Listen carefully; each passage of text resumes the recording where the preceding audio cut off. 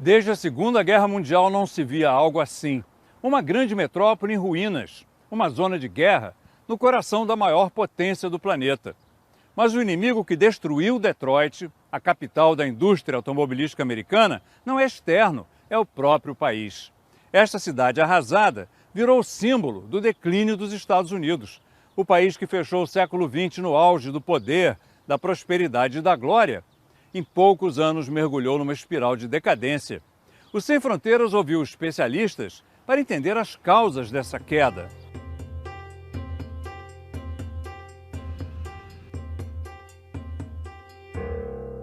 People have lost faith in the government here generally. That's the federal government, but also local government.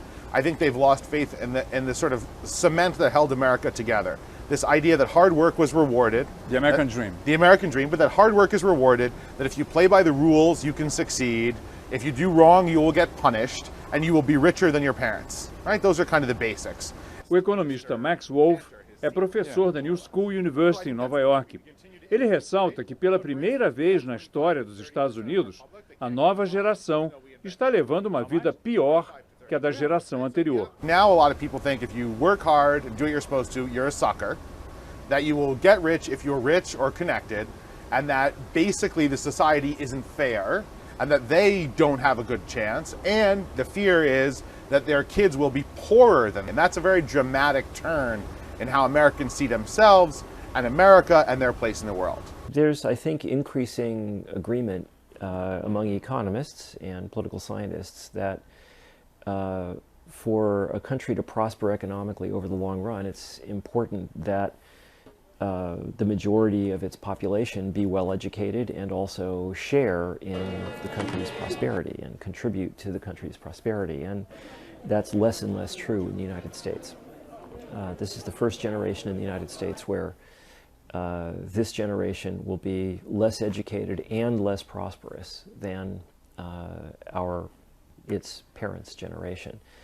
And education now is becoming much more expensive, much less available. Public education no longer receives the funding that it used to. And as a result, there are now increasingly two educational systems in the United States, one for the wealthy and another for everybody else. So the American story of education and infrastructure is increasingly also a story of divergence or inequality. We have some excellent schools, some schools that folks all over the world want to come to, right? Whether those are junior high schools or colleges, for sure. But we have underfunded chronically public education. I'll give you an example. We have fired, net, about 350,000 teachers since the downturn because of state and city budget problems. I mean, across the whole country, right? Not New York. That's the a whole lot. country. It's a lot, right? So more than 250,000 teachers and teachers' aides, folks working in the schools, not just teachers, have lost their jobs. We actually have more kids in school, though, than we had 6 years ago, right? So where's the commitment to education? For a country as wealthy and dynamic as America, why are we never in the top 10 or 15 for educational categories? And why don't we care? I mean, when we're not number one for global stock market performance, everybody talks about it and we commit to it and we fix it. Our infrastructure is an international source of shame. It stinks, right? We have a third world infrastructure, except for that many places in the developing world have better infrastructure than us. So the group like of China, for instance. China for sure, but even less wealthy, dynamic, developing countries, right? So, I mean, just to give you an idea, the civil engineers of America have a society, and they rank our infrastructure. Every year now, we've been less than a C. Right now, we're at a D, right, between a D and an F. And the best estimates are between 1 and 2 trillion, and 2,000 billion US dollars would be required to fix our infrastructure.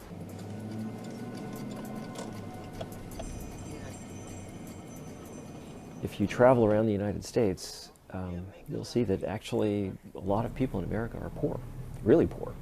And you know, if you look at the level of political discourse in the United States, you'll see that it doesn't reflect the kind of political debate that you see in an educated, optimistic, prosperous country. And it's very sad and it's very alarming. And then, of course, you see things like the level of indebtedness of young people, particularly people who borrow money to go to university. And it's very troubling to see what's happening to the United States now. And when you talk to young people, you know, you see it. You see a sense of cynicism and fatalism and pessimism about their own prospects and about politics and participating in the political system and so on. Share prices continued to tumble. Lehman Brothers was forced to declare itself O bankrupt. cineasta e cientista político Charles Ferguson, que ganhou o Oscar de melhor documentário pelo filme Inside Job, publicou um livro, O Sequestro da América, onde analisa as causas do declínio do país. Ele aponta a desigualdade como o principal fator. The top 1%, what happened to the top 1%?